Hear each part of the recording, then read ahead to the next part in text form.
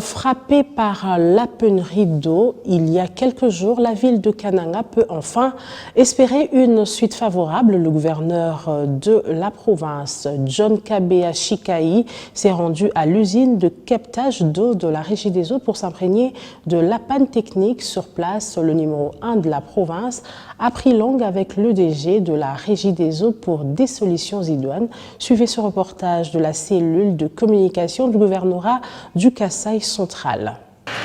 C'est en vue de se rendre compte de l'état d'avancement des travaux de réparation du grand groupe électrogène de l'usine de captage d'eau brute de Chibachi par la Régie des eaux et des mises en service imminentes des deux groupes électrogènes de production de courant électrique par la SNEL que le gouverneur de province John Kabea Chikai s'est rendu ce vendredi 8 septembre 2023 dans les installations de ces deux entreprises publiques en vue d'en avoir le cœur net. Des explications reçues auprès de ses directeurs provinciaux, John Kabea s'est dit optimiste et demande à ses administrés de rester vigilants car tout est mis en place pour fournir en délai 48 heures de l'eau potable et du courant électrique à la population bénéficiaire.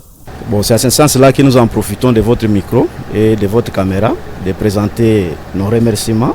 pour le réconfort que son Excellence vient de nous faire ici, aussi des captages d'eau brute de la Régie des eaux. Comme vous venez de constater, nous sommes à pied d'œuvre en train cherchant à remettre nos vieilles machines en service afin que la ville, éventuellement nous tous qui constituons la population, ayons de l'eau. Techniquement, on a pris des dispositions déjà in douane. Je crois dès lors que le nouveau équipement sera ici in situ au site, en tout cas nous allons les poser et puis les mettre en service pour donner de l'eau à la population. Les techniciens sont à pied d'œuvre, ils sont en train de travailler et nous pensons que cet après-midi, nous allons monter un peu en puissance pour pouvoir arriver à alimenter nos clientèles